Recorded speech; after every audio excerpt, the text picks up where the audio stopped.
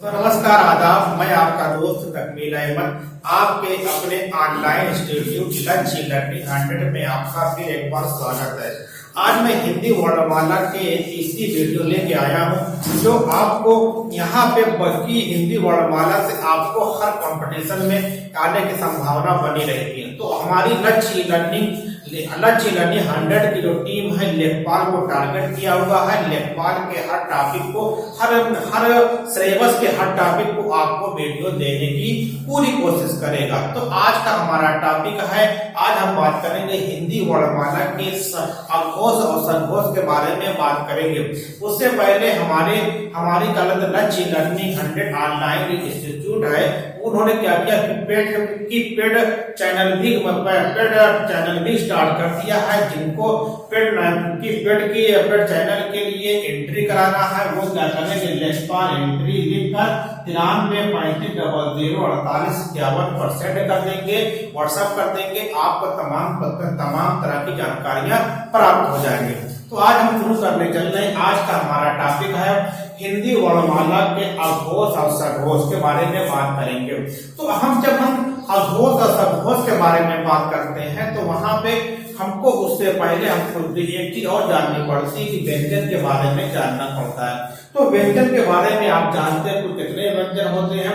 कुल हमारे 33 व्यंजन होते हैं। लेकिन व्यंजन में एक वर्ड और इस्तेमाल होता है कि स्पर्श व्यंजन क्या होता है। स्पर्श व्यंजन के आधार पे क्या करेंगे, अघोष और सघोष के बारे में बात करेंगे। तो हम यहाँ पे लिख रहे हैं कि व्यंजन के बारे में लिख रहे हैं कि व्यंजन क्या होता है। व्यंजन आपको याद होगा, लेकिन मैं लिख दे रहा हूं जिससे आपको एक बार फिर याद हो जाए। हम बात कर रहे हैं कि का के बारे में बात कर रहे हैं, खा, गा, घा, अंगा, ये आपका होगा। चा, छा, जा, झा, या। टा से टमाटर, ठा से ठठेरा, डा से डबरू, ढा से ढक्कन, अड़ा से राड़ा पत्ता। का, चा, टा, ता, था, दा, धा, ना। फिर है पा, ये फा, ये पा, ये फा, फिर ये मां। इनको क्या कहा जाता है? इन 5, 5, 10, 15, 20, 25 इन 25 व्यंजनों को 25 व्यंजन वर्णों को स्पर्शी व्यंजन भी कहा जाता है। अब बात यहाँ पे हम क्या करेंगे, इसको हम लोग क्या करें, इसको हम पहले क्या कर रहे हैं, इसको हम बॉक्स में ले रहे हैं और इनके वर्गों को हम लोग क्या कर रहे हैं, वर्गों को बांट लेंगे, जिससे आपको समझने में आसानी हो जाएगी। यहाँ पे हम एक चीज आपके बारे में बात करेंगे जो औरों की वीडियो से पूरे तरीके से अलग होगा, लेकिन आपका क्वेश्चन यहाँ से क्वेश्चन को करने में बहुत आसानी होगी। इसको याद करने से आपके संधि भी कंफर्म हो जाएगी। इसको हम लोग आवर्त मान सकते हैं। तो ये पहले आवर्त में क्या है, का, खा, गा, खा, अंगा। चा आवर्त में क्या, चा, छा, जा, झा, या। टा, ठा, डा, अड़ा, ये होगा ता, था, दा, धा, ना। पा, फा, बा, फा, मा। अब इसको मैं साफ कर दे रहा हूं जिससे आपको समझने में आसानी है। ये पहला वर्ग हो गया, ये आपका दूसरा वर्ग हुआ, ये आपका तीसरा वर्ग हुआ, ये चौथा वर्ग हुआ, ये आपका पांचवा वर्ग हुआ।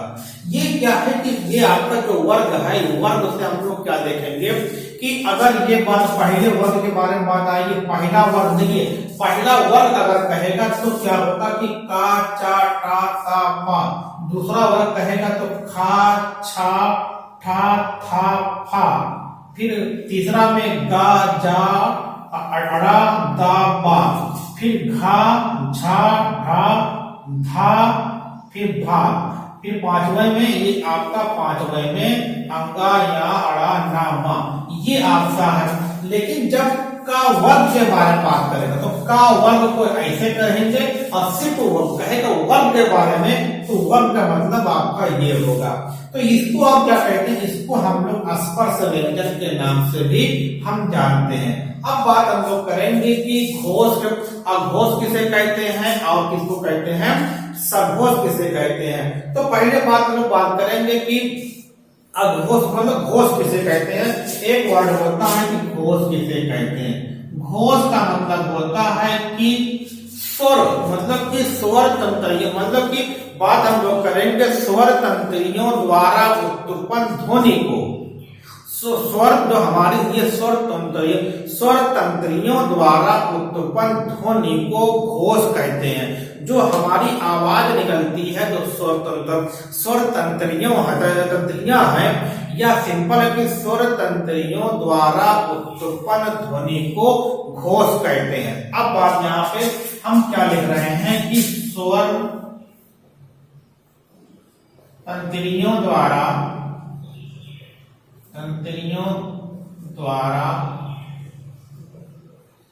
उत्पन्न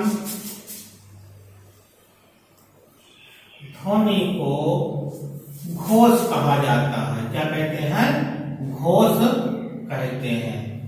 क्योंकि जो हमारी स्वर तंत्रियां हैं यहाँ से कंपन उत्पन्न होता है।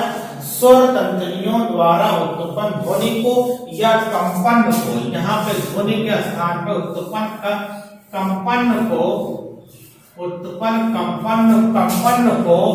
कंपन को घोष कहते हैं। अब क्या होता है, घोष को दो भागों में बांटते हैं। क्या होता है कि घोष को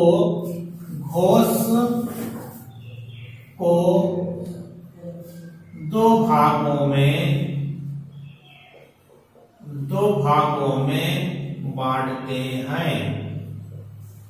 भागों में बांटते हैं।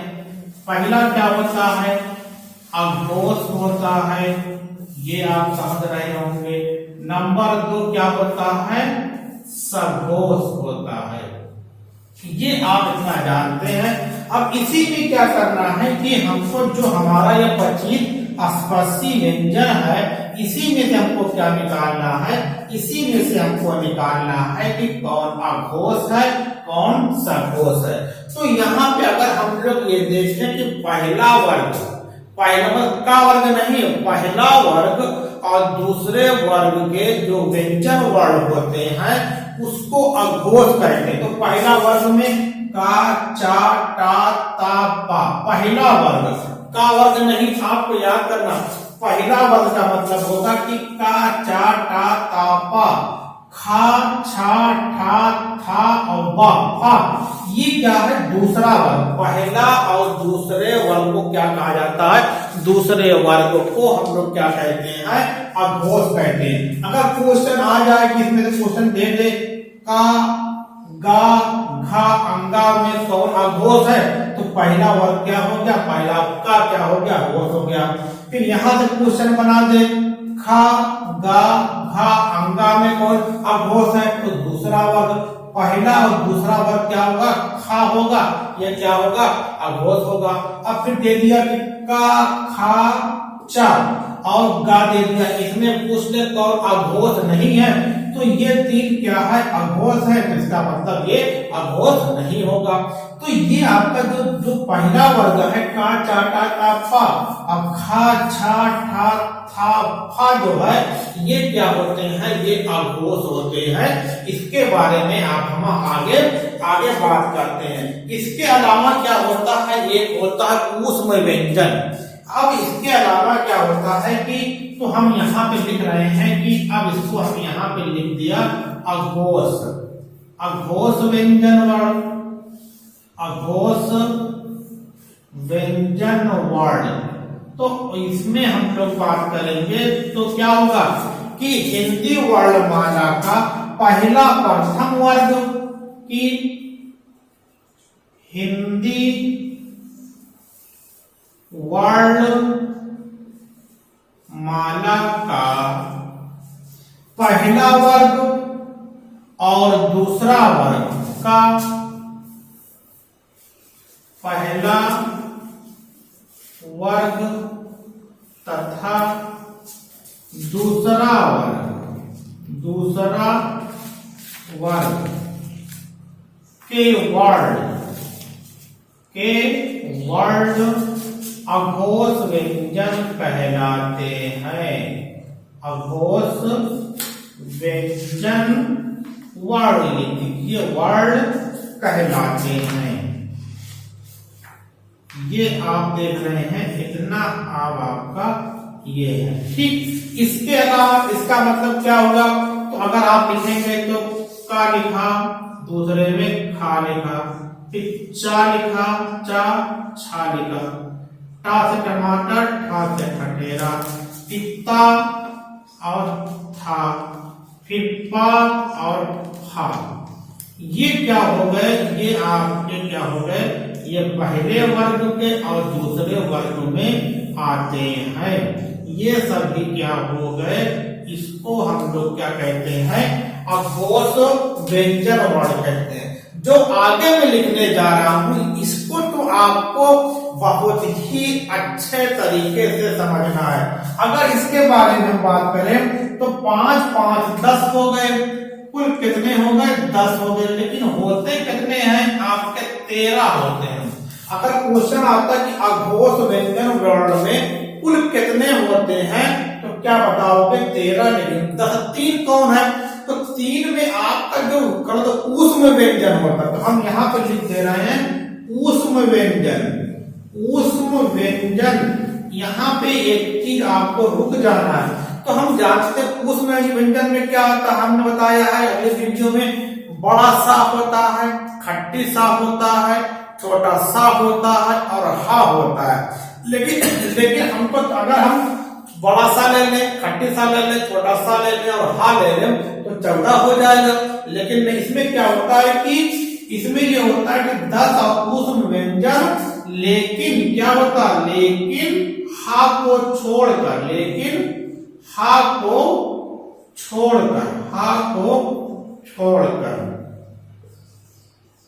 ये आपका होगा। तो कौन 10 ये हो गए?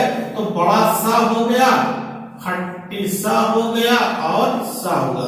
तो कितने हो गए टोटल? हमारे कितने हो गए? टोटल हमारे 13 वो हो गए। अगर वो कौन कौन आता है ये आपको याद करना है। यहां से क्वेश्चन आ सकता है, पूछ लिया, दे दिया कि बड़ा सा क्या है? अघोष है। खट्टी सा क्या है? अघोष है। फिर आपका कि छोटा सा क्या है? अघोष है। लेकिन हा क्या होता है? हा जो होता है वो सघोष होता है। वो क्या होता है? सघोष होता है। तो ये आपको अच्छे तरीके से याद करना है। फिर से बता दे रहा हूं मैं, इसके बाद आप स्क्रीनशॉट ले लेंगे। अघोष व्यंजन वर्ड में 13 होते हैं। हिंदी वर्णमाला का प्रथम वर्ग और दूसरा वर्ग, हिंदी वर्णमाला का पहला वर्ग तथा दूसरा वर्ग के वर्ण अघोष व्यंजन वर्ण कहलाते हैं। का, चा, टा, ता, पा, खा, छा, ठा, था, फा। और ऊष्म व्यंजन बड़ा सा, खट्टी सा, छोटा सा, 3 हो गए। तो कितने हो गए? 10 3 13 हो गए। लेकिन किसको छोड़कर? हा को छोड़कर ये क्या होते हैं? ये आपके अघोष होते हैं। अगली स्लाइड में हम लोग बात करेंगे सघोष। आप इसका स्क्रीनशॉट लिए फिर आगे बात करते हैं। अब आगे देखिए, तो आपका ये हो गया। अब हमने अघोष में दे दिया, तो अघोष में हमारा क्या होगा कि ये आपका यहां से यहां तक क्या हो गया? अघोष हो गया।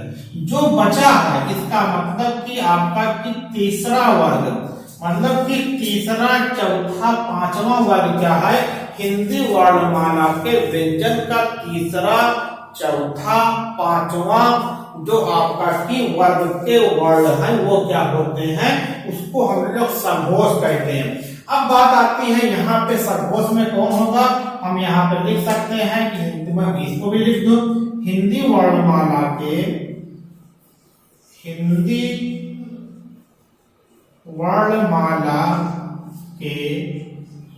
तृतीय वर्ग, चतुर्थ व पंचम पंचम वर्ग के तत्व, वर्ग के वर्ण, वर्ण सघोष, सघोष व्यंजन, व्यंजन कहलाते हैं। तो कौन कौन होगा, यहां पे वाक्य पे लिख दो ताकि याद हो जाए आपको। गा, घा, अंगा, फिर जा, झा, या, फिर डा से डमरू, ढा से ढक्कन, अड़ा से कुछ नहीं, फिर दा, धा, ना, फिर आपका बा, भा, मा। ये क्या होते हैं, इसको हम लोग क्या कहते हैं, सघोष के नाम से जानते हैं। तो ये हमारा क्या हो गया, सघोष हो गया। लेकिन जिस तरीके से हम लोगों ने इसमें देखा था कि मतलब कि पहला दूसरा उसके पास क्या था, ऊष्म व्यंजन था, उसी तरीके से इसमें कितने हो गए, ये 5 यानी 15 हो गया, 15 हो गया, 15 के अलावा 5 और होगा। अब 5 में कौन होगा ये आपको याद करना। तो 5 में 2 चीजें होंगी, एक हमारा क्या होगा कि अंतास्त व्यंजन वर्ण हो गया, अंतास्त। तो क्या होगा कि अब यहां पर हम लोग क्या लिख रहे हैं, अंतास्त, अंतास्त, अंतास्त होगा। प्लस क्या होगा, जो हमने यहाँ पे हा को छोड़ दिया था उसको हा को भी ले लोगे तो कितना हो गया, अंतास्त 15 हो गया। और अंतास्त में कौन कौन आते हैं, या आता है, रा आता है, ला आता है, वा आता है, और क्या हो गया आपका, और आपका हो गया हा हो गया। तो कितने हो गए, 15, 16, 17, 18, 19, 20, टोटल कितने हो गए, टोटल हमारे 20 हो गए।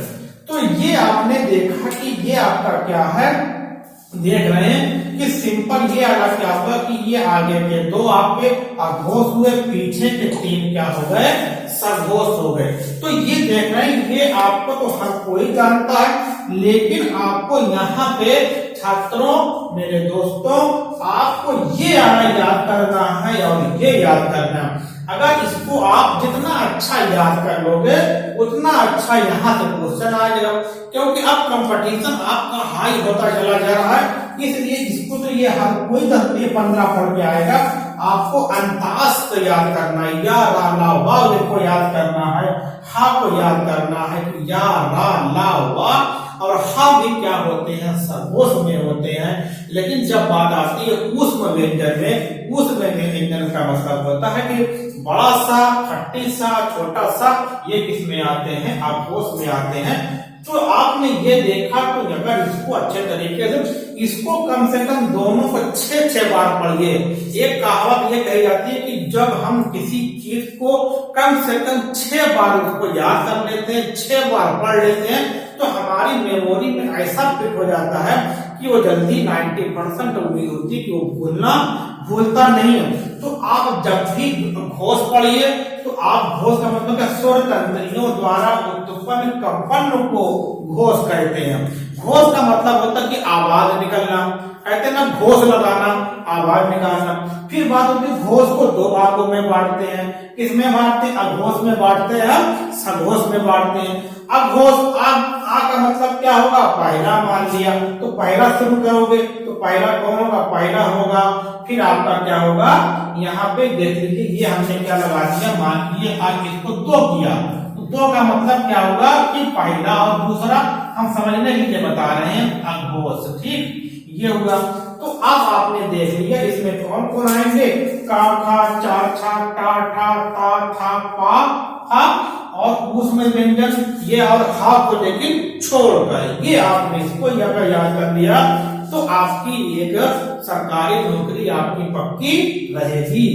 अब यहाँ पे आते हैं 15 अंतास्त या रालावा, लेकिन किसको लेकर, हा को जो हमने यहाँ पे जोड़ा था इसको ला के यहाँ पे जोड़ेंगे, ये हमारा क्या हो जाएगा, ये हमारा सघोष हो जाएगा। तो आप इसको करिए। आगे हम आपको देखते हैं कि अगली स्लाइड में हम क्या करेंगे, आपको 3 क्वेश्चन कराएंगे। 3 क्वेश्चन में आपको यहाँ चीजें बहुत सारी हल हो जाएंगे। आप इसका स्क्रीनशॉट ले लीजिए। तो दोस्तों छात्रों देखिए आपकी अगली स्लाइड है। यहाँ से हमने क्या लिखा, पहला क्वेश्चन 1997 में रेलवे में आया, दूसरा क्वेश्चन आपका 2002 बैंक में आया, तीसरा क्वेश्चन है जो इस बार लेखपाल में आने की संभावना है। हम लोग यहाँ पे क्या करते रहे हैं, 2020 लेखपाल ये यहाँ से क्वेश्चन आने की संभावना। तो ये उम्मीद करते हैं आ भी सकता है और उम्मीद के क्यों ना हम मान के चले। तो यहाँ पे देखिए, अब आपको यहाँ पे समझना है निम्न में कौन सा घोष वर्ड है। तो हमने कभी घोष के बारे में आपको नहीं बताया, अब बता रहे हैं। आप उसको घोष कहेंगे या सघोष कहेंगे, दोनों एक ही वर्ड है। आप सघोष कहेंगे या घोष कहेंगे, आप इसके बारे में अब बात करना है कि निम्न में कौन सा सघोष या घोष वर्ड है। तो देख रहे हैं कि खा भी अघोष में हो गया, चा अघोष है, टा ये भी अघोष है। हमको ढूंढना क्या है, माँ। तो माँ क्या निकल गया, माँ का मतलब क्या हो गया कि घोष हो गया या अघोष हो गया, ये आपका सही हो गया। अब अघोष का मतलब पहला वर्ग है, पहला वर्ग के साथ साथ क्या है, ऊष्म व्यंजन है। ऊष्म व्यंजन में बड़ा सा आता है, खट्टी सा आता है, छोटा सा आता है, हा को छोड़कर। यहाँ पे पूछ रहा है कि अघोष वर्ण कौन है। तो अघोष वर्ण में आपका कौन है, अघोष वर्ण कौन सा है। अघोष वर्ण में आपका क्या होगा कि ये आपका देख रहे हैं कि आपका कि अघोष वर्ण में आपका ये हो जाएगा, ठीक। क्योंकि बड़ा छोटा आ ये भी नहीं है, जा भी नहीं है, और हा अपवाद था। अघोष में अपवाद था ना, अघोष में हम लोगों ने क्या देखा था, खट्टी सा देखा था, और बड़ा सा खट्टी सा छोटा सा देखा था, हा को छोड़ दिया था। तो अब पूछ रहा है अघोष वर्ण कौन है। तो अघोष वर्ण में कौन हो जाएगा, अघोष वर्ण में आपका क्या निकल गया, सा का मतलब डी वाला ये आपका सही है। ये क्या है, हा क्या है, सघोष में आता है, चा सघोष में आता है, छोटा आ सघोष में आता है। तो आपका ये दूसरा सही एक का क्वेश्चन आया हुआ है, ये 2002 बैंक में आया है। यहाँ पे हमने जो क्वेश्चन बनाया है ये आपका संभावित क्वेश्चन हमारी ये टीम ने बनाया है कि 2020 लेखपाल में क्या आ सकता है। सघोष का मतलब घोष, सघोष वर्ड कौन है, मतलब तीसरा वर्ड, तीसरा चौथा पांचवा, का गा या रा किसमें आता है, अंतास्थ में। तो या रा और गा भी आता है, इसका मतलब इसमें कौन सही आपका है, ये कि सघोष वर्ण नहीं है। अगर पूछता कि है तो तीनों होता, नहीं में कौन हो गया आपका सही, का वाला सही हो गया। इस तरीके से आप इसका स्क्रीनशॉट लेंगे। पहले में आपका तीसरा सही है, दूसरे में आपका टी सही है, तीसरे में आपका पहला क्वेश्चन, दूसरा क्वेश्चन, तीसरा क्वेश्चन ये आपका हो गया। ये मैं सही, इसका स्क्रीनशॉट लेके आगे हम बात करते हैं। तो आप स्क्रीनशॉट ले लिया होगा, उम्मीद करते हैं। अब अगली वीडियो में हम लोग बात करेंगे अल्प प्राण महाप्राण के बारे में बात करेंगे, जो हमारी हिंदी वर्णमाला की आखिरी वीडियो होगी। अगर आपको यह क्वेश्चन समझ में आया हो, अच्छा लगा हो, तो एक लाइक का बटन, और अभी तक जो हमारी ऑनलाइन इंस्टीट्यूट लक्ष्य लर्निंग 100 को सब्सक्राइब नहीं किया, सब्सक्राइब कर ले और बेल आइकन को भी प्रेस कर दे। एक सूचना और, जिन लोगों को पेड क्लास चाहिए वो क्या कहते 93 35 00 48 51 पर लेखपाल एंट्री लिखकर वहां पर आप व्हाट्सएप कर दें। आपको तमाम तारीखें और तमाम तरह की जानकारियां प्राप्त हो जाएगी। ओके, थैंक्स, धन्यवाद।